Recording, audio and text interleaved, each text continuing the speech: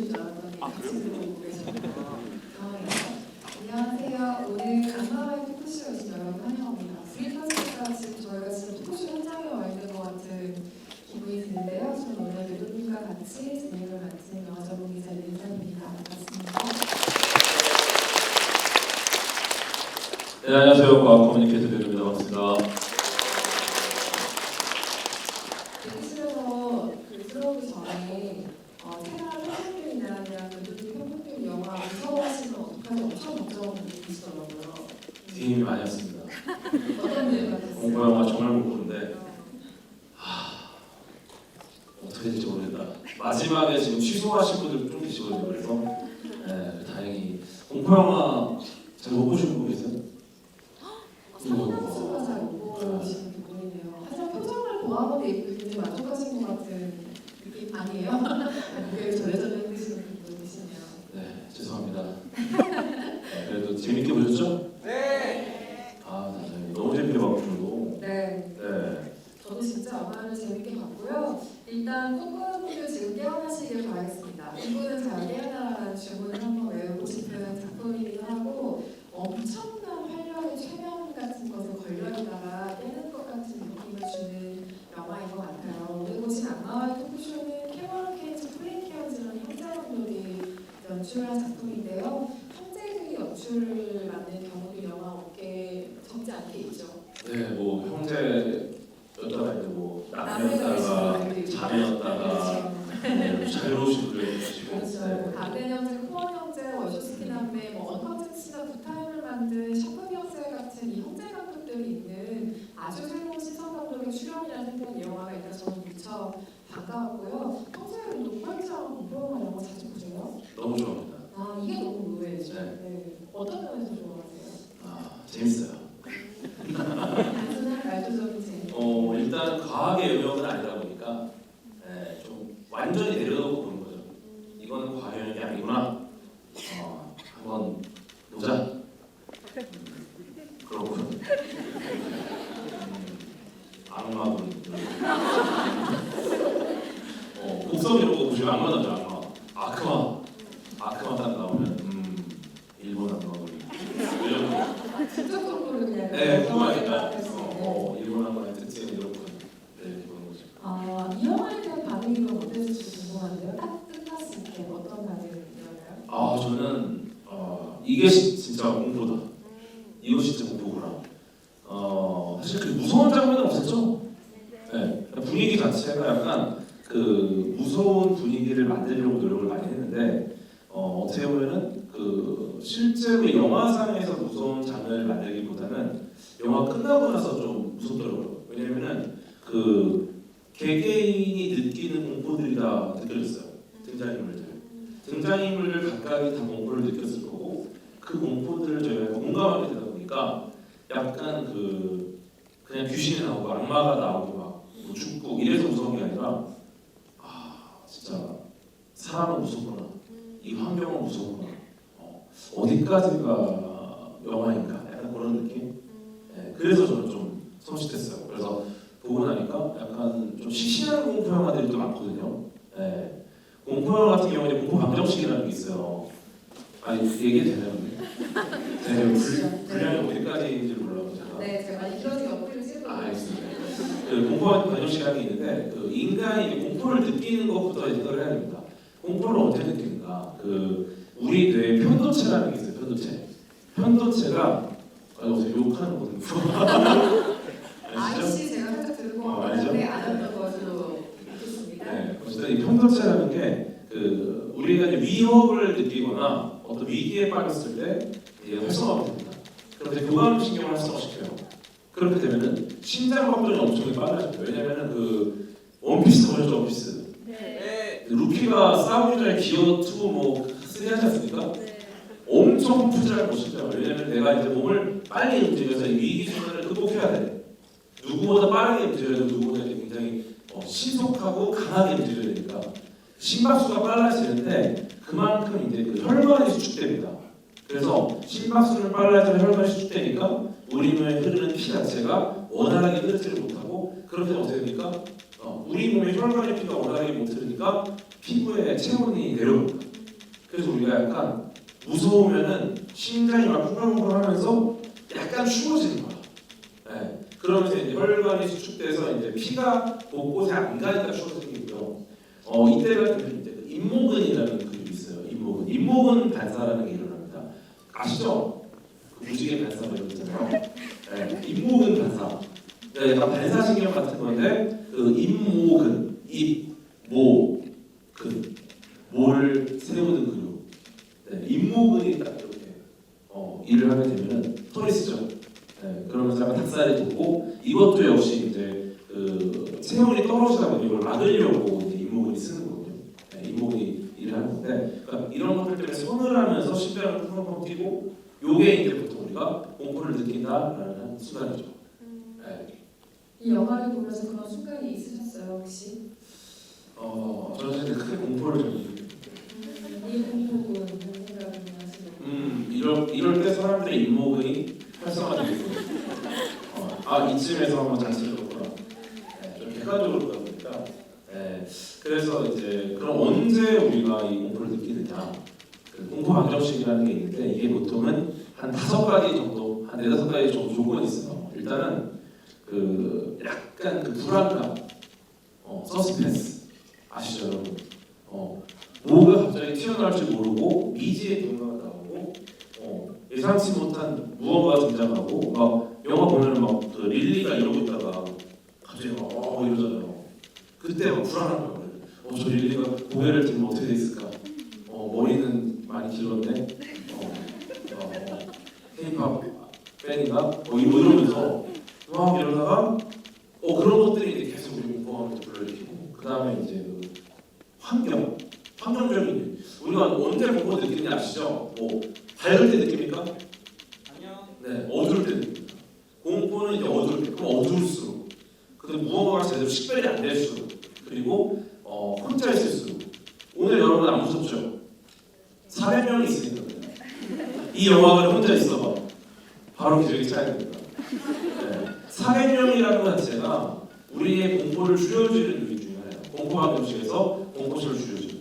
그 다음에 피라는 요소는 사실 이제 우리가 어떤 끔찍한 결과가 일어났구나, 어떤 무시무시한 일이 여기서 벌어졌구나 이거를 보여주는 요소인데 영화에서는 피가 그렇게 많이 나오진 않죠. 그렇죠. 네, 그래서 저는 되게 적절하게 잘 쓴 것 같아요. 피라는 요소는. 그리고 좀 진부한 상황 같은 게 있습니다. 그러니까 약간 뻔한 거.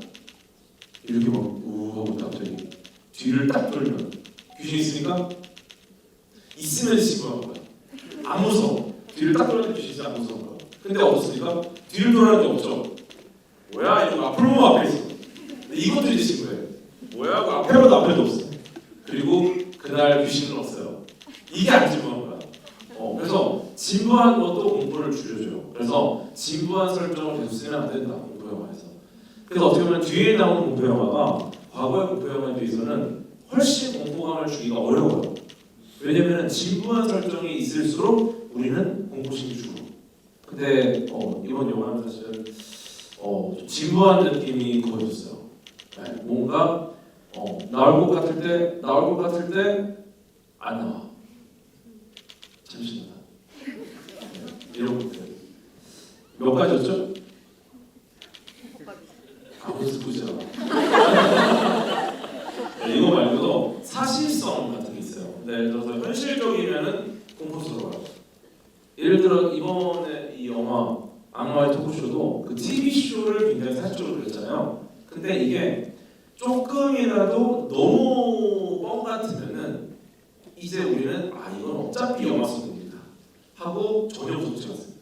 근데 이게 또 너무 현실이면은 이거는 그냥 너무 현실이야. 악마도 안 나와. 아무것도 안 나와. 현실이야. 그러면 사실 이제 무섭지 않죠. 그래서 그 환상과 현실 사이 경계에서 굉장히 이 줄을 잘 타야 됩니다. 이것이 공포 방정식이었습니다. 네. 제가 지금 6가지 문과인 사람으로서 지금 뇌가 막 희미해지려고 하는 기분을 막 느껴가면서 옆에 앉았는데 인목은 말고 진짜 머릿속에 많은 게 지워져 있는데요. 인목은이 좀 쓰실 것 같아요. 네, 그런 것 같습니다. 무서우신가요? 별로 지금 무섭지 않고요. 혹시 이 자리에 지금 저와 같은 문과생분들 있나요? 저희 문과생들의 타임입니다. 제가 영화에 관련된 이야기를 조금 문과적인 내용으로 말씀을 드릴 텐데요. 영화는 보신 것처럼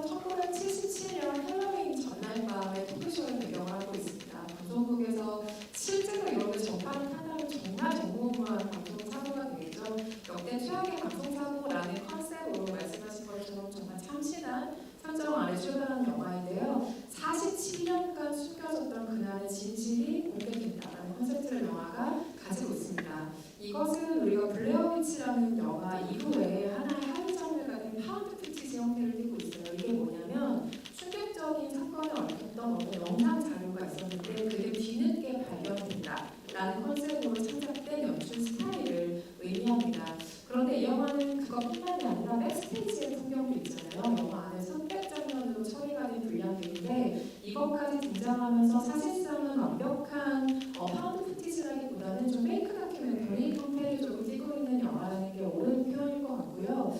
백스테이지 장면이 생략되는 게 더 낫지 않았을까라는 생각을 좀 영화를 보고 잠깐 하긴 했었어요. 오히려 그게 저도. 흥미롭지 않았을까. 네. 백스테이지가 그리고 구도가 너무 잘 찍어서 그렇죠. 누군가 이미 너무 영상을 찍고 있다는 느낌. 원래는 막 그냥 내려놓은 카메라에 막 이렇게 막 밑에서 턱 잡히고 막 이래야지 재밌는데 너무 막 잘 찍었어요 백스테이지를. 그래서 이게 조금 아쉽다.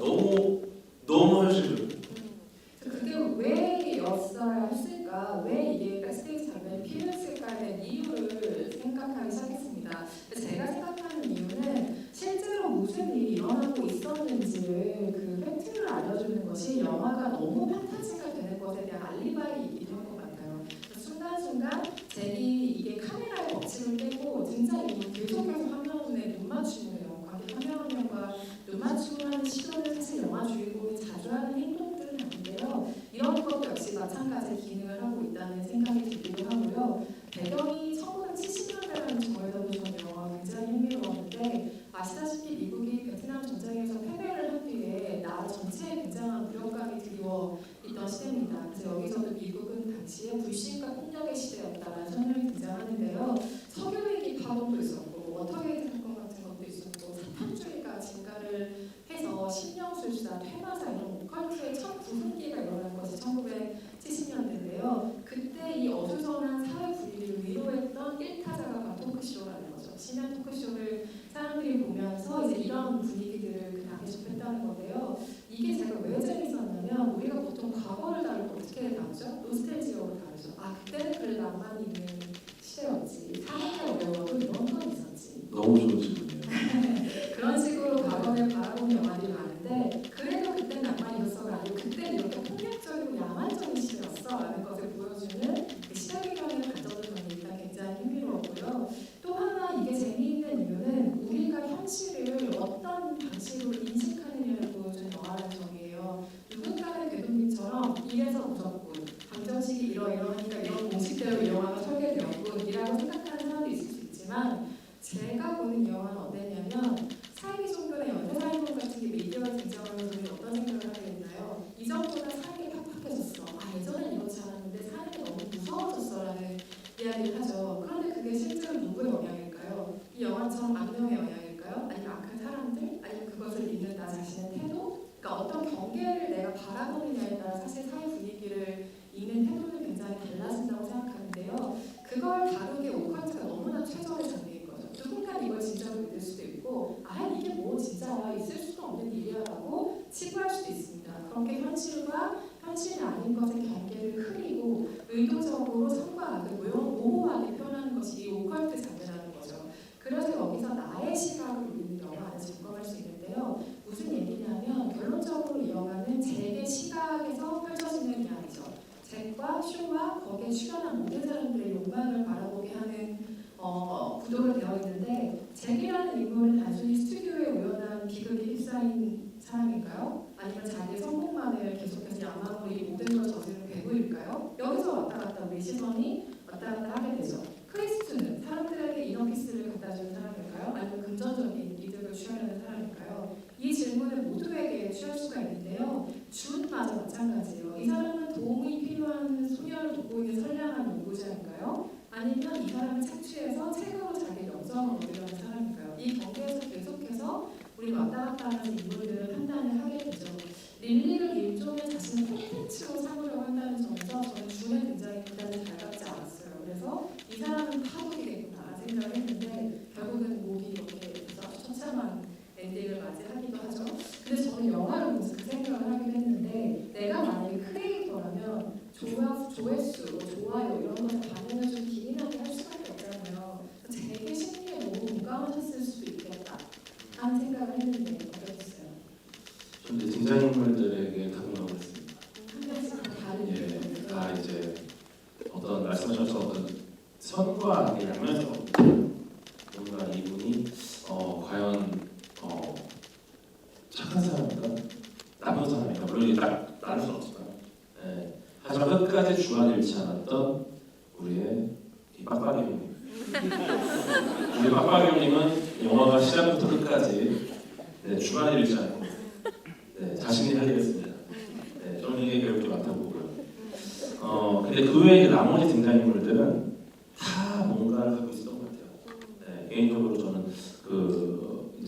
극을 이끌어가는 분은 너무 그냥 명확하게 시청률에 목숨을 건 그 진행자 그리고 이제 폐지되는 게 너무 두려운 근데 나중에는 이제 차라리 폐지하는 게 나았을 상황이 벌어지는 거죠. 예. 근데도 불구하고 이제 욕심을 버리지 못하는 상황인 거고 예. 저 릴리 같은 경우도 저는 비슷한 상황이라고 봐요. 왜냐면 이 친구가 등장했을 때부터 카메라를 이렇게 의식을 해요.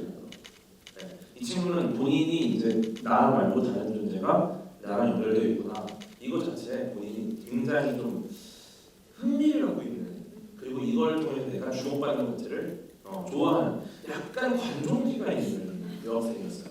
네, 그러다 보니까 그 본인을 컨텐츠로 삼는 그 박사도 사실상 서로 윈윈하는 관계가 아니었을까. 그래서 뭐 일반적인 착취가 아니라 릴리 입장에서는 나를 유명하게 만들어주는 사람이니까 이용해 먹어야겠다.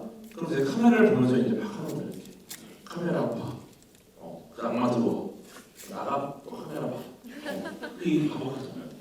그래서 어떻게 보면은 근데 이들이 갖고 있는 속성들이 다 우리가 갖고 있는 속성들인 거죠. 그게 좀 무서워. 나도 저 상황에 저렇게 되면은 저런 행동을 할 수도 있겠다. 그러니까 내가 저지를지 모르는 그런 행동들에 대한 공포가 좀 있다 그래야 되나? 네, 그걸 좀 많이 느꼈어요. 인물들 한 명 한 명에 대한 이야기를 조금 더 깊숙하게 들어가기 전에 잠깐 오프닝 화면으로 돌아가서 이야기를 좀 짚어보려고 하는데요. 내레이터가 등장하잖아요. 이 내레이터는 우리가 끝날 때까지 누군지 알 수가 없어요. 목소리를 듣자니 쟤는 아닌 것 같고 그리고 뭐 테이프를 발견한 사람인지 뭐 누군지 전혀 알 수가 없는 정보를 주지 않는 내레이터의 목소리로 영화가 시작하게 되는데요.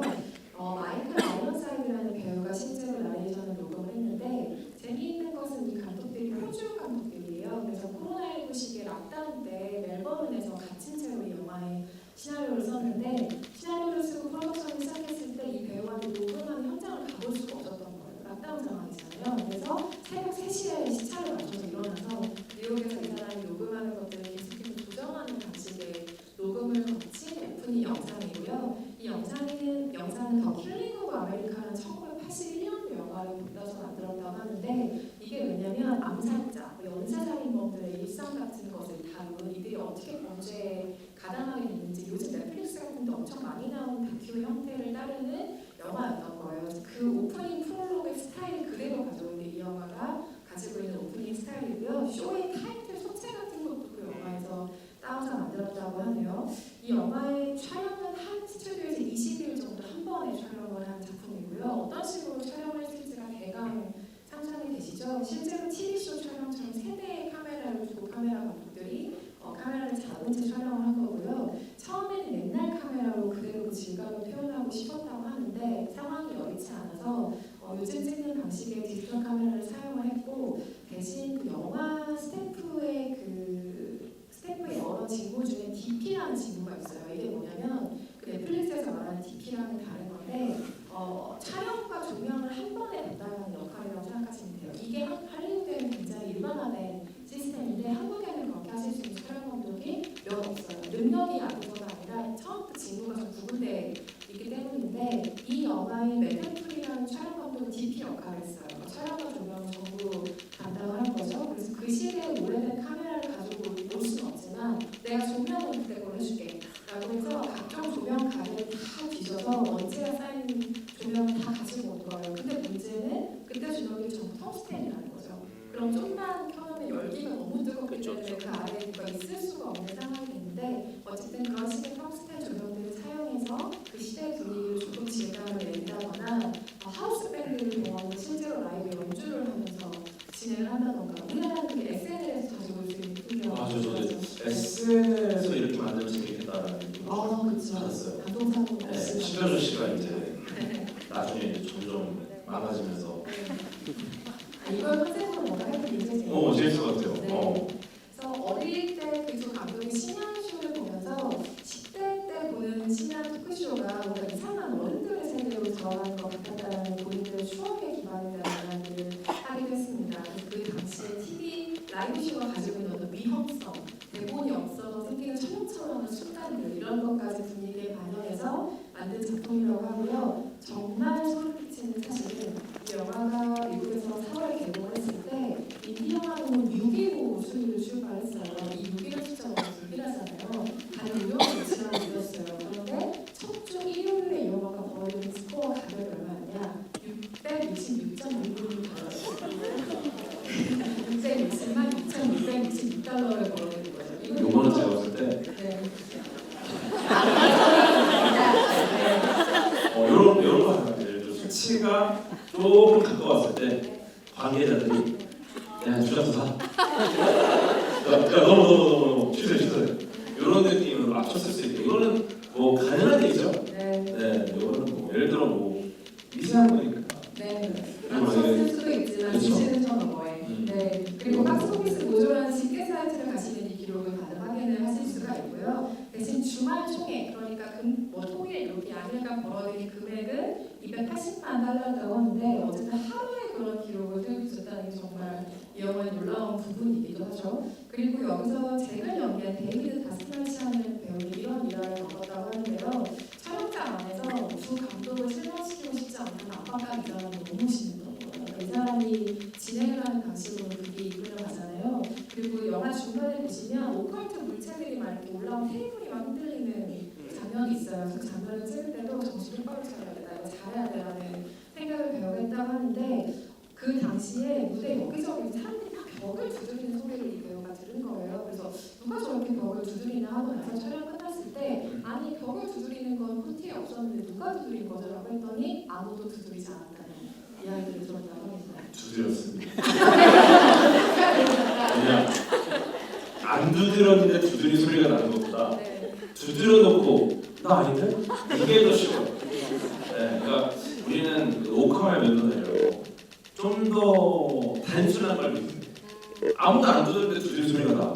이런 건 너무 어려운 일이거든요. 두드렸지만 안 두드렸어. 실패하지 않습니까? 오늘 저 쉽지 않네요. 아니 근데 이분이 그 주연을 맡은 게 별로 없지 않나요?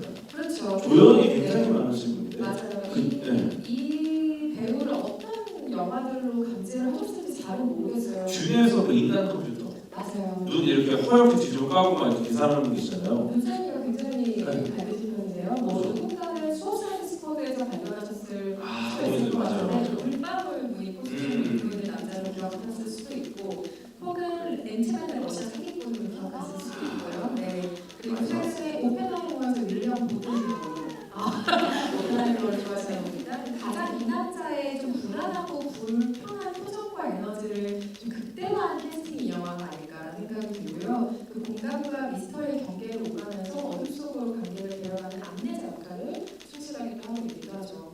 아까 그쪽 인물들 얘기가 잠깐 등장을 했는데 그들의 감정을 기반으로 한 공포의 뇌과학에 대해서 조금 더 얘기해 주실 부분이 있어요? 일단은 그 등장인물들은 다 공포를 느낍니다.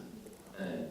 잭 같은 경우는 이제 계속해서 이제 본인의 위치와 본인이 이끌어야 되는 그 부담감과 그 사이에서 공포를 느끼는 거죠. 그리고 뭔가 그 벌어졌으면 좋겠다.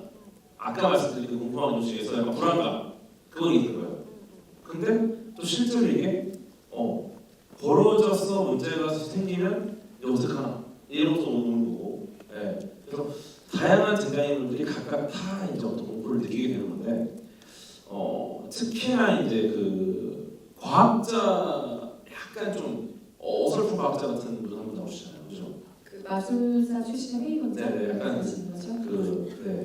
그 이름이 키마이클, 네 카마이클 죄송합니다. 이름 좀 이상하죠.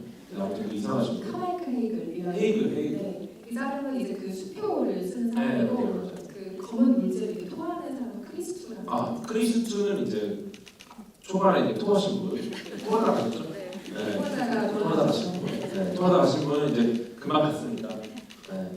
그거 말고 그 어쨌든 그 과학자 역할, 회의론자, 과학자적인 어떤 회의론자 역할을 하셨던 분이 그 사실 조금 너무 황당한 것들이 좀 많아요.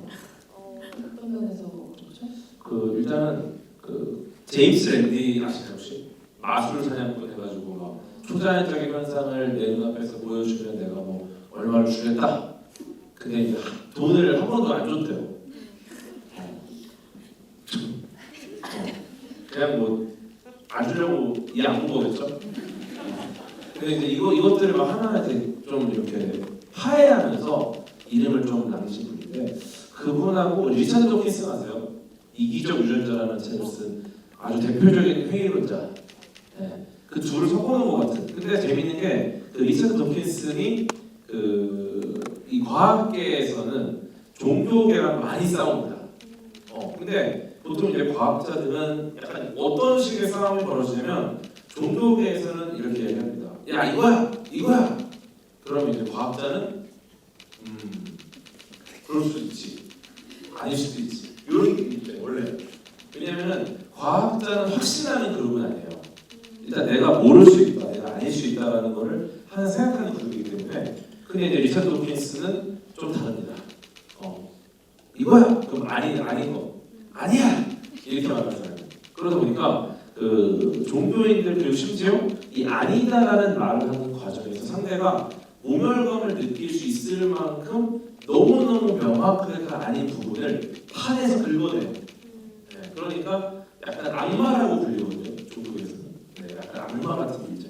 그러다 보니까 좀 그런 컨셉을 잘 가져가서 막 이렇게 이 극에서 활약을 하시죠. 네, 근데 제일 아쉬웠던 캐릭터기도 해요. 저는 개인적으로. 너무 자신의 의견에 몰입해 있기 때문에.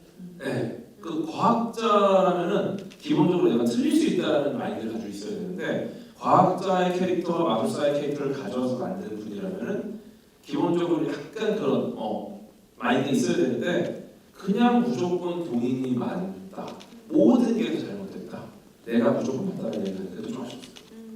실제로 이 카나클이라는 캐릭터는 집단까지 이끌고 있는 사람으로 등장하잖아요. 그래서 본인이 소개를 할 때 초자연 현상을 조사하는 국제과학수사연맹이나 이렇게 맞아요. 이야기를 하기도 하고, 그러니까 실험을 통해서 속임수와 초자연 상황을 구분하겠다는 목적이 되게 뚜렷한 사람이고, 중간에 내가 뭐 아미티빌 조사도 갔었어, 뭐 에드와르 로레인 머렌 같이 가기 거부했어, 이런 얘기 나오잖아요. 귀가 밝은 분들은 빨리 캐치하셨겠지만 이 워렌 부부는 실제 컨저링의 실제 사연을 가진 맞아요. 부부 모델로도 유명한 이름이기도 하죠. 그리고 이 아미티빌은 뉴욕 외곽에 위치한 마을 이름인데 여기서 온 가족 살인 사건이 벌어졌던 실제 사건이에요. 영화도 있잖아요. 맞아요. 이게 공포 영화에 엄청난 영향을 미친 사건인데 그 가족의 아들이었던 한 20대 초반의 범인이 자기가 어떤 목소리 때문에 가족을 다 죽였다, 그래서 총기 난사에서 죽였다고 했던 그 사건으로부터 뭐 아미티빌 호러, 그리고 이 영화에서 영향을 받은 굉장히 다양한 영화들이 파생이 돼서, 사실 이분은 오컬트에 대한 되게 많은 정보를 주는 역할을 영화 안에서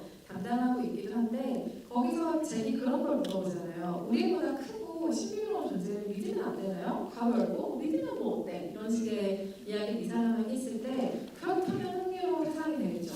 뭐 숟가락 구부리거나 막대기로 수액 찾거나 이런 세상이 가능하겠지만 나는 사기꾼들을 폭로할 거야. 그리고 통계적으로 바보들이 미끼를 물게 돼 있다라는 말로 오컬트를 사랑하는 사람들의 마음에 너무 상처를 주긴 합니다. 어떻게 저런 말 할 수가 있지? 근데 그 오컬트 행위주의를 과학적으로 어떻게 설명할 수 있나요?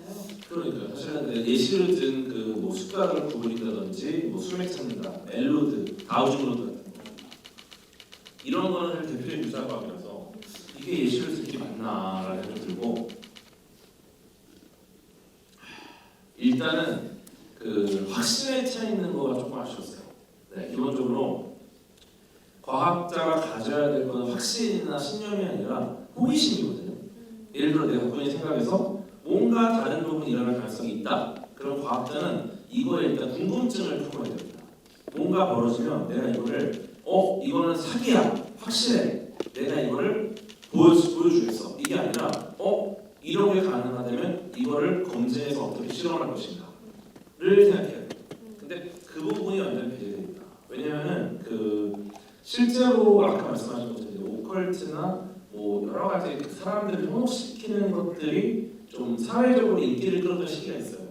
예를 들어서 분신사랑 비슷한 거 있잖아요. 우리가 이제 테이블을 이렇게 막 이렇게 사람들이 모여서 이제 뭐 손을 잡고 아무도 테이블을 흔들지 않았어. 근데 테이블이 흔들려. 그럼 이제 온 거야. 그래서 왔다 이러면서 막 이렇게 한단 말이죠. 근데 요거를 최초로 파해한 분이 마이클 페러데이라는 물리학자거든요. 영국 물리학자. 이분이 테이블을 흔든다라는 건 물리적인 힘이잖아요. 그럼 왜 흔들리지? 손목인가 보다. 근데 아무도 흔들리지 않았다는 거거든요. 그래서 그 각각의 손목에 진폭 장치를 설치합니다. 그래서 손목을 조금만 흔들어도 집단이 와르르 부러져. 이 말이 뭐냐면은 나의 작은 동작을 극대화시키는 진폭 장치를 개발해요. 그래서 요거를 그 마녀들한테 설치합니다. 그러니까 본인이 마녀라 주장하는 분들 재밌는 게 요 장치만 딱 세팅을 하면은 절대 안 나요. 마녀. 어떤 악마도 오지 않아. 근데 요 장치를 빼면은 테이블이 들려. 요 장치 설치하면은 조용. 그래서 이거는 손목이 맞다. 요걸 이제 박자를 해요. 그러니까 중요한 거는 어떤 과정을 거쳐서 이걸 검증할 것인가. 그리고 실제로 그렇다고 해서 이게 뭐 마녀가 없고 악마가 없고 이게 아니라 이 테이블을 흔드는 힘이 어디서 왔을까? 그걸 궁금해하는 거죠. 네, 그러니까 제가 볼 때는 이 극 중에 나오는 그 전직 마술사 캐릭터가 가져야 될 것은 호기심이고 어떻게 보면은 그 본인이 맞다, 옳다 이걸 주장할 게 아니라 계속 궁금해했어야 돼요. 계속 질문하고. 그래서 이제 말미에 이렇게 얼굴이 벌어지지 않습니까? 불이 나오면 이 불의 온도가 느껴져요. 적외선을 알 수 있거든요. 한번 그러니까 십자가 막 들으면서 막 으아 이런 게 아니라 진짜 과학자면은 제가 한번 만져봐도 되겠습니까? 왜냐면 발화라는 연소가 일어나는 거잖아요. 그러면 탈물질, 산소, 발화점에 사이 온도가 있어야 되는데 주변에 발화점에 사이 온도가 없단 말이에요. 그 다음에 탈물질은 어디 있는가? 산소는 있으니까. 그럼 제가 혹시 탈물질을 좀 봐도 되겠습니까? 온도를 체크하고. 그래서 이 불이 어디서 왔는가? 이거를 좀 궁금해하는 생각을 하고 거기서 막 되게 말미 되게 추하지 않습니까? 갑자기 막 엎드려서 막 성에서 막 숭배한다. 기습 숭배라는 거는 페이커한테 하는 거야. 페이커한테 해도 돼. 하지만 안 맞으니까 궁금해. 왜 이런 일이 벌어졌지? 얼굴이? 근데 그게 저는 좀 어색했어요. 혹시 나중에라도 살면서 악마로 맞을 기회가 있다면 궁금증을 꼭 풀어 저희들이 설명해 저는 어린 시절부터 고대하고 있습니다. 네, 만나면 일단은 지평자표면을 보여주는 그거를 확인하고 나서는 질문들이 많아요. 그래서 혹시 나오면은 쉽사리 사라지면 안 돼요. 쉽사리 사라지게 하지 않는다. 그리고 나온 그 초기 조건을 기록해가지고 또 나오게 만들어야지. 그게 중요해요. 그러니까 한 번 나왔다고 우리가 놀래고 방심하면 안 돼요. 딱 나온 그 순간에 초기 조건들을 잘 기록해가지고 또 나오게 돼요. 이게 과학입니다. 그 얘기 듣다 보니까 제가 영화에 가져도 저희 방송을 잘 펼쳐지거든요. 그래서 여기까지만 일단 듣고 그리고 제 생각에는 아마도 그 헤이글이라는 사람이 있는 장소가 다른 아닌 토크쇼의 무대이기 때문에 나온 행동일 수 있다는 생각이 들어요. 상황을 좀 바꿔 생각해보면 그 자기의 연구자라고 말하는 그 준이라는 여성도 이 명성을 얻는 거에 관심이 없다면 왜 출간되지도 않은 책을 자기 책상에 이걸 보내겠어요. 여기는 모두 방송을 타고 싶고 유명해지고 싶고 어떤 식으로든 자신의 활약을 알리고 싶은 사람들의 무대란 말이에요. 그 무대에서 내가 튀고 싶은 욕망 하지만 그걸 아주 은은하게 감추는 스킬을 발휘하는 그 사람들의 전쟁터란 말이죠. 그래서 이 무대가 다른 아닌 토크쇼여야만 했던 아주 중요한 이유가 거기에 있다는 생각이 들고요. 마지막 장면부터 혼란이 오신 분이 있을 거예요. 내가 진짜로 뭔가 최면에 걸렸나? 이 돌아가는 무언가가 나에게 말을 걸었나? 내가 뭘로 듣지? 이런 걸 생각하시는 분들이 분명히 있을 텐데 그 마지막 시퀀스를 둘러싸고 어떤 해석을 혼자 내주셨어요? 과학에서 최면은 좀 우리가 알고 있는 거랑 많이 달라요. 우리는 보통 이제 최면하면 막 이렇게 막 진자 운동이죠. 이중진자 이렇게 보여주면서 삼중진자 보여주면서 와 이러다 갑자기 막 다른 행동을 하고 막 이거는 사실 과학의 최면이에요. 과학에서 이제 뇌과학에서 말하는 최면은 좀 더 그쪽 방향으로 향하게 할 수 있느냐 약간 이런 정도로 보시면 될 것 같아요. 네, 그래서 막 진짜 우리가 영화에서 보는 그런 최면은 영화에서만 좀 뭐 이렇게 한번 막 재우고 졸려서 자는 겁니다. 사실 영화에서 이렇게 쳤을 때 바로 잘 정도면은 그분이 얼마나 평소에 과로를 했는가 그걸 알 수 있는 거죠. 그래서 우리 빡빡이 형님 2인자 항상 2인자지 않습니까? 네, 그렇죠. 설명도 해줘야 될 것 만년 2인자로 삶을 사는데 사실 보면은 제일 고생해요. 쉴 틈이 없어. 다들 쉴 때가 있습니다. 빡빡이 형님은 한 번도 쉬지 않아요. 빡빡이 형님에게는 거스라는 캐릭터 이름이 있습니다. 버스.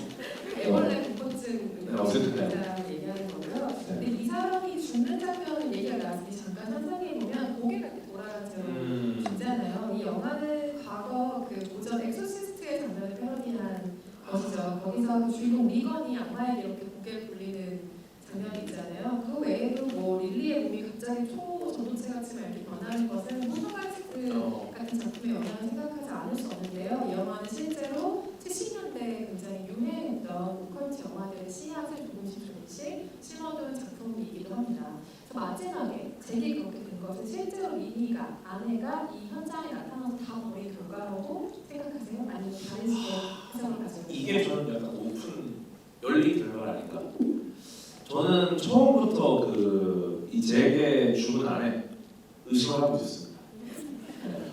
분명히 좋은 방이 아니다. 느낌이 안 좋았어요.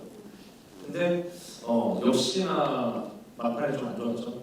네. 그래 제가 저는 사실은 약간 오히려 더 무서운 상상을 했어요. 아내를 죽인 거 아닌가? 아 실제로? 실제로. 원래는 죽을 상황이 아닌데 의도적으로 죽인 거 아닌가? 그거에 대한 죄책감이 마지막에 또 칼로 찌르는 모습으로 나오는 것 같아요. 왜냐면은 아내가 이야기하잖아요. 뭘 해야 될지 알지? 그러면서 이제 잭이 찌르지 않습니까? 환상이지만. 근데 사실은 안락사라는 거는 사실 굉장히 많은 과정을 거쳐야 되는 거고 개인이 그렇게 원한다고 죽일 수 있는 건 아니에요. 근데 아마도 잭이 아내를 죽였을 것이다. 근데 그거에 대한 죄책감을 덜기 위해서 이거는 아내가 원했던 것이다라는 식으로 본인이 상상했을 것 같아요. 아내가 고통스러우니 나한테 죽여달라고 했구나. 실제로는 본인이 그 박사랑 불륜이잖아요. 그러니까 박사랑 불륜인 자신이 이제 좀 더 활개를 치기 위해서 아내를 죽인 건데 이거에 죄책감을 덜기 위한 부분이 마지막에 구현된 게 아닌가. 네, 이런 생각을 하니까 너무 혐오스러운 거예요. 그게 너무 무서운 거예요. 이것까지 아닌가? 저는 그렇게 나왔어요. 물론 영화를 보신 분 각자의 해석이 있을 거예요. 이 해석이 정답이라고 말씀드리는 건 절대 아니고요. 기이할 만큼 맥들린에 대한 정보를 처음부터 많이 준단 말이에요. 담배를 피운 적이 없다. 그런데 폐암진 날에 살았다. 뭐 이런 식의 이야기로 시작해서 저는 또 속으로 저런 요리를 너무 많이 했구나 이 생각을 하고 있었는데 이거는 간접 표현이 더 안 좋아요. 그렇죠. 네. 그렇게 하고요. 세배가 안 좋기 때문에. 근데 처음에는 이게 너무 그 인고 부부를 갈라놓는 슬픈 운명 같잖아요. 한쪽이 아파서 세상을 떠나고 막 이런다는 것이. 근데 이후에 저는 이게 잭이 성공을 하기 위해 지불한 대가라는 것이 아내의 질병과 죽음이었구나라는 생각을 하게 됐는데요. 실제로 쇼에서 가장 좋은 반응을 얻었던 에피소드도 아내의 투병 사실을 공개하고 부부 생활을 공개한 에피소드였잖아요. 저는 이게 단순한 이 둘의 사연이라기보다 잭의 성공에 이 여자가 얼마나 훌륭한 기여를 했는지에 대한 아주 의도된 의미라고 생각을 했고요. 그렇다면 매들린이 꿈틀씨인가? 그 릴리의 몸에 들어가 있던 꿈틀씨인가 좀 다른 문제인 것 같은데 일단 릴리가 의심스러운 얘기를 하죠. 우리 키 큰 나무들 사이에서 만났잖아. 이런 얘기를 잭에게 하기도 하고 어떻게 가만히 보고만 있을 수가 있어? 이런 얘기를 잭에게 하기도 하는 걸 봐서는 릴리인지 꿈틀씨인지 실제로 안에 미니인지를 좀 오가는 헷갈리는 상황들이 후반부에 펼쳐지는데 물론 미니일 수도 있고 의식에서 불러낸 악령일 수도 있겠죠. 가만히 보고만 있을 수 있어는 아내가 맞잖아요. 그렇죠. 아내일 수도 있죠. 제가 볼 때 직접적으로 죽이지 않았어도 네. 죽는 상황에서 구하려고 하지 않았을 가능성이 높다. 저는 그렇게 판단했어요. 그럴 수도 네. 있죠. 살해는 아니더라도 네. 아마 뭐 약이나 뭐 필요할 때 그렇지 그냥 않았을 수도 그대로 뒀다. 네. 또 어쨌든 잭은 그런 인간의 생명을 포함해서 자기가 어떤 식으로 희생을 치를 의향이 있는 사람이었을 거예요. 성공을 위해서 대가를 지불한 사람인데 이후에 환상에서 말씀하신 것처럼 매들린이 남편한테 하필이면 그 아브라사스 교단을 단검으로 자기를 찔러달라는 요청을 하잖아요. 그래서 그녀의 고통을 끝내주려고 했던 그 상상 속의 무언가가 현실에서는 릴리를 찔러서 죽이는 것으로 마무리가 되는데 이것은 전 어쩌면 잭에게 누명을 씌운 미니의 복수일 수 있다. 살인범 한번 이런 복수일 수 있다고 생각을 했고 그것은 아마 자기의 자유의지와 편으로 강탈당하는 것에 대한 죗값을 치르려는 의지일 수도 있고 결과적으로 이 책은 자신이 참여했던 그로그 의식의 최종 재물이 될 것 같은 마지막 모습으로 끝맺는 영화의 장면이 아닐까. 그래서 마지막에 뭐 소출 오류 이런 자막이 나오다가 수업 1위에서 나오다 끝났어 이런 식의 자막으로 바뀌는 장면에서 아마도 이런 흐름이지 않을까라는 저만의 해석을 한번 내려보았습니다. 메들린도 남편의 불륜을 알았을 것이다 라고 생각합니다. 왜냐면은 저는 제일 좀 이해가 안 됐던 그 맥락이 이제 암투병 때 나와서 이야기를 하면서 너무너무 좋은 남자야 이러면서 무대 뒤에서 벌거벗은 모델들을 봤다. 그래서 이제 정말 사랑해 뭐 이래 무슨 말이야 이게 맥락이 이상하지 않았어요? 무대 뒤에 벌거벗은 모델들을 보던 잭 어떻게 이 남자를 사랑하지 않을 수 있어? 무슨 말이에요 이게? 이거는 사실은 놀린 거거든요. 딸들과 보는 남편 이 남자를 내가 어떻게 사랑하지 않을 수 있어? 이거 죽이겠다는 거거든요. 거의 엿먹이 거죠 사실. 그래서 이거는 아마 알고 있었다. 그래서 오히려 역의 역을 더 돌렸다. 그래서 분명히 알고 있었고 그래서 이제 원한이 있었고 이게 아마 제게도 이 원한이 좀 전해졌을 것 같아요. 네, 그래서 뒤로 가면서는 이제 그것들이 막 섞이면서 마지막에는 악마는 원래 없었다 일 수도 있어요. 그러니까 실제로 여기서 벌어진 모든 일이 그냥 제기한 거죠. 제기 이제 시청률에 이렇게 돌아갔고 빡빡이랑 머리 한번 돌리고 그다음에 그 박사 목걸이를 목 졸라서 이렇게 하고 마지막에 릴리 칼로 찌르고 그러고 나니까 뭐야 정신을 차리니까 일종의 약간 조현병 같은 경우가 생긴 거죠. 너무 극심한 스트레스 때문에 그러니까 이게 과학에서는 좀 더 명확한 해설일 수 있어요. 악마가 실제로 있느냐 그게 아니라 실제 그 상황을 딱 보면은 카메라에 찍었겠죠. 빡빡이를 돌리는 거고. 그러니까 이게 탁탁탁탁 실제로는 그냥 잭이 저지른 범죄 현장이 스튜디오였던 거고. 근데 우리는 모르죠. 네. 그래서 어떻게 보면 이렇게 그 실제 과학적으로 봤을 때는 보다 현실에 가까운 결말일 수 있는데 영화상에서는 그게 악마의 등장처럼 보여주고 그래서 어떻게 보면 진짜 악마와의 토크쇼가 이 잭의 토크쇼 아닌가 이런 생각을 좀 해봤습니다. 혼자서 벌인 악마의 토크쇼. 그냥 자기인 거야 자기. 잭의 토크쇼. 네가 악마다. 아픈 부인 죽게 놨죠. 바람 폈죠. 그 다음에 빡빡이형 머리 돌렸죠. 이게 악마예요. 너무 나쁜 짓을 많이 하고 이상했을 때는 정말 무서워서 살아요. 모든 공포의 기전에는 뭐 다 그런 것은 아닌데 항상 부부관계가 얽혀있는 게 저희 굉장한 공포이기도 한데 어쨌든 그런 공포까지 깔려있는 영화였습니다. 혹시 오늘 영화 보시면서 교수님이 어떻게 보셨는지 관련해서 질문하고 싶으셨던 부분이 있는 관객분 손 들어주시면 마이크 전달해드리겠습니다. 네. 사이드에 계신 관객분께 마이크 전달해주세요. 혀를 내두를 만한 질문 드리겠습니다. 저기. 네, 안녕하세요.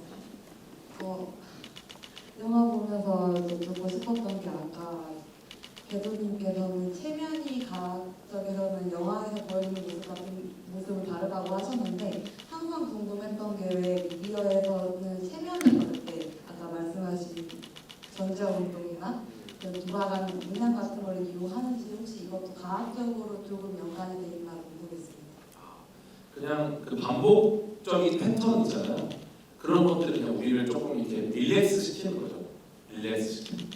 그래서 아마 그렇게 된 것 같아요. 근데 이거는 그냥 한번 해보시면 좋을 것 같아요. 눈앞에서 이렇게 한 6시간 흔들면은 나중에는 이게 내가 최면에 안 걸리면 안 끝난다는 거 아니에요. 그러니까 너도 나도 빠지게 돼. 그리고 이제 방송에서 많이 걸립니다 최면에. 이유가 무엇입니까? 그분들은 지금 퇴근이 목표예요. 거기 내놓으라는 셋업들 이거 단진자 갖다 대면 바로 걸립니다. 그냥 내가 걸려야 끝나거든. 그래서 아마 빨리빨리 걸리는 것 같아요. 한국에서도 그때 야만의 시대가 있었어요. 여기 뭐 70년대 토크쇼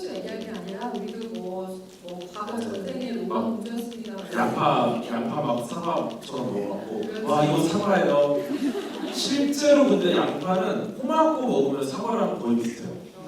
네, 우리가 맛을 느끼는 게 이제 미각이라고 생각하는데 실제 80%는 후각입니다. 20%밖에 안 돼요 미각이. 그래서 코를 막으면은 식감 자체가 사과랑 비슷하고 사각사각거리니까 헷갈리게 양파 사과 섞어서 주잖아요. 꼬막고 먹으면은 엄청 틀려요. 네, 그래서 아마 비염이 심한 분들은 최면에 걸린 게 아니라 양파를 막 사과처럼 드실 수 있죠. 네. 생양파 맛있어요. 네, 그렇다고 무리하게 실험하실 권유를 드리고 싶지는 않네요. 다음 질문도 받아보겠습니다. 저 중앙에 계신 관객분께 여쭤드립니다. 철저한 속도전이군요. 그렇죠. 네, 한 분이라도 더 듣기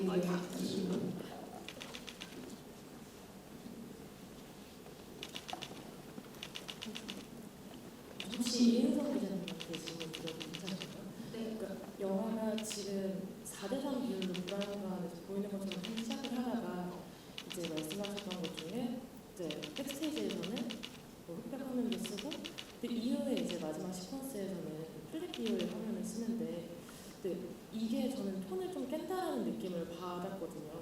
그래서 이 영화를 보실 때 어떤 감상을 하셨는지 제가 되게 좋아하는 기자님이어서 어떻게 보셨는지 좀 궁금합니다. 감사합니다. 말씀하신 것처럼 영화 화면비가 한번 바뀌어도 그것을 눈치채신 분이 있을까요? 그러니까 오늘 그 아수라 장이 한번 벌어진 다음에 갑자기 화질이 좋아지는 것 같은 느낌을 가지시는 분도 계셨을 거예요. 그게 이제까지는 백스테이지와 무대 위를 계속 구분하던 현실이 무언가 하나로 쫙 합쳐지는 것 같은 느낌이 들어요. 그때부터 지금 이제 환상을 경험하게 되는 상황이 되는데요. 그때부터 영화는 기존에 사용하지 않았던 지금 현실의 화면 비율, 지금 현실의 4K 화질을 갑자기 우리에게 들이밀어요. 어떤 뜻일까요? 이전에 계속 오컬트에 관련된 무언가를 보여주다가 지금부터 이 영화를 다시 한번 돌이켜보겠습니다. 리와인드 시켜볼게요. 잘 한번 주의해서 보세요. 그러면서 앞서서 던졌던 정보들을 굉장히 명쾌하게 알려주고 있어요. 그로브에서 어떤 집단식이 있었는지, 올빼미는 왜 등장을 했는지, 노부부 카피는 왜 이런 판을 돌려야 했는지 아주 여러 가지 힌트들을 주고 있죠. 해석에 따라서 그것을 명료하게 보자면 모든 것은 정말 말씀하신 것처럼 잭과 그 방송국놈들이 꿈이 여태까지 만행이었다는 사실을 폭로하는 것이기도 하고 한편으로는 시청률주의, 자극적인 것, 온갖 폭력 이런 것을 선도하는 미디어 매체를 비판하는 기능도 사실 그 장면에서 하고 있다는 생각이 들어요. 그래서 이전에 톤과 너무 다르기 때문에 한번 톤이 깨진다는 생각을 하실 수도 있지만 이전에 살폈던 것들을 다시 한번 자세히 리와이드해서 확실하게 명료하게 살펴봅시다 하는 뜻으로 저는 받아들여지기도 했기 때문에 이 실험이 굉장히 재미있었어요. 생각보다 영화에서 화면비를 바꾸는 게 굉장한 실험이기도 하거든요. 왜냐하면 극장에서 그걸 맞춤 마스킹을 제대로 안 해줄 수도 있고 그래서 감독의 의도가 정확하게 전달되지 않을 수도 있고 여러 가지 화제상의 문제도 있지만 비율을 한번 바꾼다는 건 지금까지 당신들이 보고 있는 세상을 제가 다른 방식으로 보여드리겠습니다라는 감독의 신호로 이해하셔도 다른 영화에도 무방하게 적용되는 것이긴 합니다. 눈이 아주 밝으셨네요. 지금 감사합니다. 보통 IMAX로 100%못 찍어가지고 네. IMAX 나오다가 화면 비율이 좀 바뀌잖아요. 네. 네, 그 정도만 봤습니다. 100% IMAX 찍으면 비싸거든요. 그래서 40% IMAX 나오고 60%는 일반 화면. 네.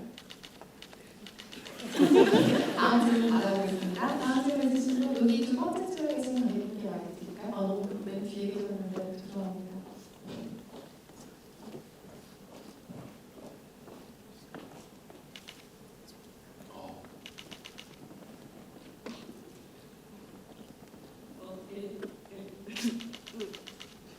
너무 좋으세요? 목소리 좋아요. 밀리시가요? 안 만들었어요. 네. 말씀하시죠. 지평 작품들을 구성하기 위해서는 중력의 영향을 받고 또 중력의 영향을 받기 위해서는 질량이 있어야 한다고 하는데 맞습니다. 그러면 만약에 영혼의 질량이 있고 다른 그런 신체에 들어가는 특정한 시스템이 있다면 이런 비리 같은 것도 가능할까요? 그렇죠. 영혼의 질량이 있고부터 가정인데 영혼의 질량을 측정하는 실험을 한번 실패했기 때문에 거기서부터 아마 좀 불가능하지 않을까. 네. 그럼 비밀이라는 건 어떤 관점으로 보세요? 뇌 질환으로. 네. 굉장한 연기를 하고 있는 뇌에 어떤 문제가 생겼죠. 뭐가 내가 아닌 다른 존재라는 착각을 한 거잖아요. 그러니까 집안에 가깝다고 볼 수 있을 것 같아요. 그리고 또 영혼의 무게를 21g이라고 초상같이 믿고 있는 저로서는 또 그런 이야기이긴 한데요. 네, 이것은 뭐 밤을 해도 모자란 토론이 들고 여기까지만 영혼의 무게를 쟀던 실험이 있었죠. 네. 네, 잘 알으시나요? 실험에 대해서는 대략 알고 있습니다. 어. 영화에서도 설명 잠깐 네, 실제로 과학자이자 의사였던 분이 영혼의 무게를 재려고 시도하셨어요. 근데 이분이 임종 직전의 환자, 천식 환자들 대상으로 해서 초정밀 저울에 놓고 딱 숨을 거두는 순간 얼마나 무게가 바뀌는가 이걸 체크합니다. 그렇게 해서 숨을 딱 거두는 순간에 무게가 줄어드는 거를 측정했어요. 그래서 예를 들어서 숨을 거두는 순간에 피부에 있던 술이 증발할 거고, 어디 있던 점막에 뭐가 날아갈 거고, 뭐가 사라지고, 땀으로 배출되고 이런 걸 다 고려했는데 그래도 없앨 수 없었던 무게가 21g. 그러면 이거는 영혼의 무게인가? 그렇게 해서 21g이라는 영혼의 무게, 영화도 나오고 이제 우리는 영혼의 무게를 21g을 알고 있는데 이 실험 자체가 굉장히 문제가 많았던 실험입니다. 실제로 6명의 환자를 모집단이 굉장히 작아요. 그리고 21g도 사람마다 다 달랐던. 네, 그리고 그래서 아마 재미있는 게 그 당시에 개도 실험을 했어요. 근데 개는 무게가 줄지 않았습니다. 그 당시에 이제 만연하던 이야기가 영혼은 인간만이 가지고 있다. 개는 영혼이 없다. 그러니까 개는 안 주네? 그럼 사람만 그렇구나 이렇게 되는 건데 실제로는 이제 사람하고 다르게 개는 이제 피부호흡을 못하기 때문에 입을 다물고 죽으면 나가는 기체가 없었고, 그러니까 죽는 순간 폐가 빠르게 식으면서 이제 나갔다. 그만큼의 어떤 질량이 나갔다고 보는 건데 이 실험 자체가 문제가 많았어요. 그래갖고 이제 결국은 이 실험 잘못됐다. 그래서 이제 아예 말도 안 되는 얘기다. 저는 이 자리에서 비지사바와 지금 영혼의 무게까지 저의 유년 시절을 아이한테 전직해서 많은 추억들이 날아가고 있는데요. 네, 여기까지 하겠습니다. 다음 질문 주시면 또 풀어주시면 마이크 전해드릴게요. 우선은 가까이 계시는 분일까요? 땀이 많이 나고 있어요. 그 영화 자체가 되게 막 선악이 불분명하고 좀 어떤 분들한테는 되게 시청률에 대한 욕심을 많이 가지고 있으면서도 그거에 대한 인간적인 면모를 많이 보여주는 그 시청자들도 자극적인 것을 원하면서 그 자리에서 막 공포를 느끼고 도망가는 장면이 보이잖아요. 그래서 되게 이은선 저널리스트님께서는 어떤 캐릭터에 좀 많이 공감을 하시면서 영화를 보시는지 궁금합니다. 저 같은 경우는 이제 잭을 보면서 되게 열심히 시청률을 올리기 위해서 자극적으로 하면서도 때로는 다른 면모에서는 결국에 먹고 살려고 하는 거라고 생각을 했었어갖고 그래서 이은선 저널리스트님께서는 어떤 캐릭터인지 궁금합니다.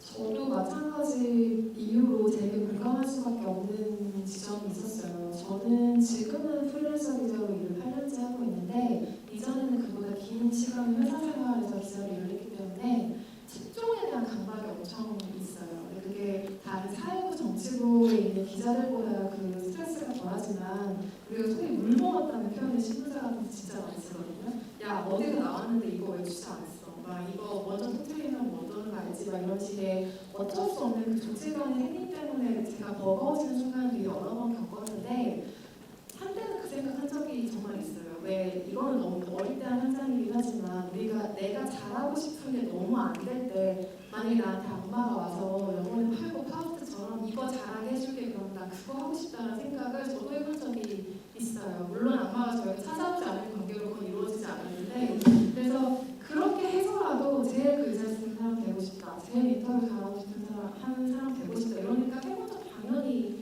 있어요. 근데 저게 저렇게 자신의 영혼을 전부 건 시청률에 왔다 갔다 하는 그거에 예민해질 수밖에 없는 사람이라면 매일 저렇게 쇼가 진행되는 것을 책임져야 하는 사람이라면 그 무게가 정말 다를 수 있겠다는 생각을 책을 보면서 했어요. 그래서 저는 막판에 그 사람이 겪는 환상이 진짜 잘됐다 쌤통이다 아내의 입장으로 생각을 하면 그런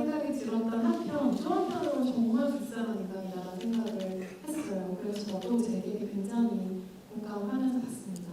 가장 공감한 캐릭터가 혹시 있었어요? 공감을 아무한테도 하지도 않았을 것 같은데. 저도 이제 제 얘기 공감을 이제 올해 들어오면서 MBC를 비롯한 몇 군데서 파일럿으로 방송이 들어갔는데 폐지됐어요.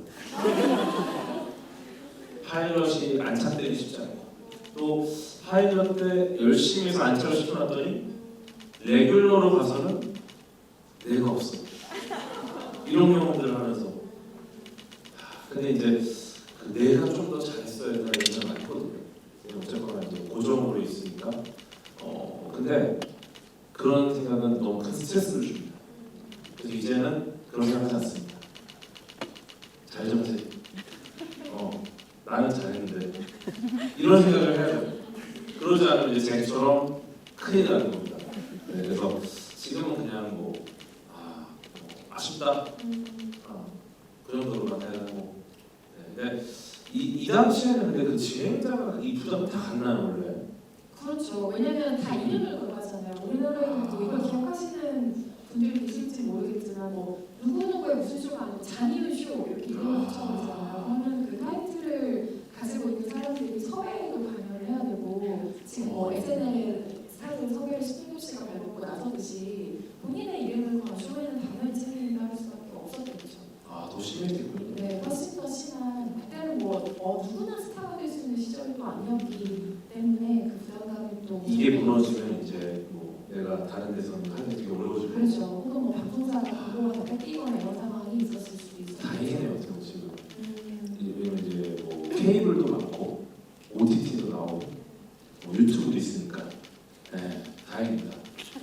짧은 질문 있으시면 마지막으로 하나만 받아볼까요? 이쪽 사이드에 너무 마이크를 안 들었죠? 네 번째 줄에 계신 분들 줄게 알려드립니다. 저 궤도님께서 객관적인 과학자 역할을 했어야 했던 그 회의 문제가 좀 아쉽다고 하셨는데요. 혹시 이런 토크쇼에 초대가 되신다면 나가실 건지 궁금해요.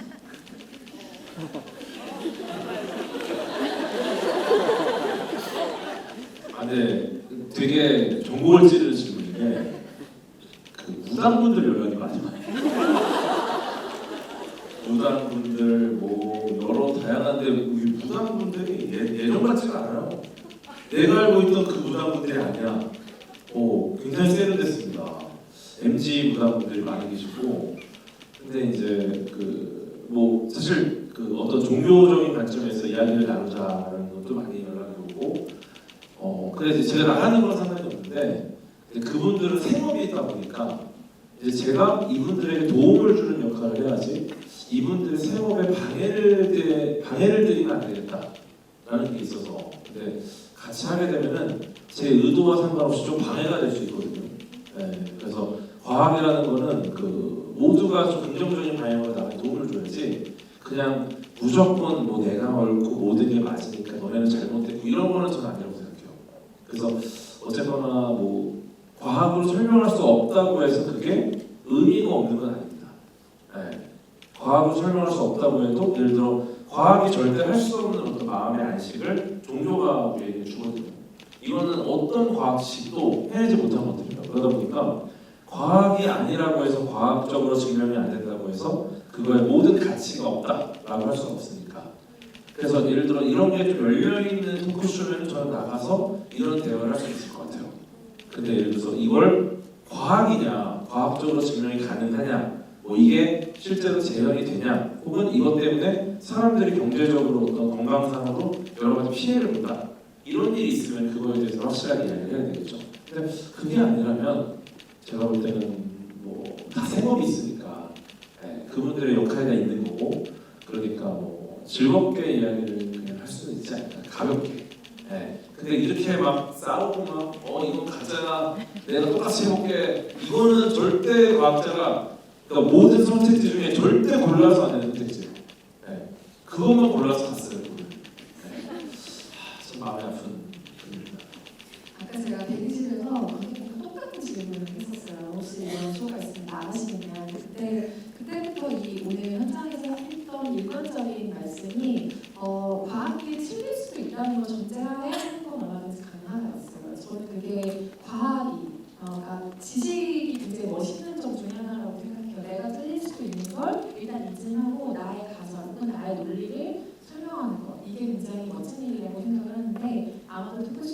되신다면 그러시겠죠. 그러다가 뭐 좀 되실 수도 있습니다. 조심해야 돼요. 네.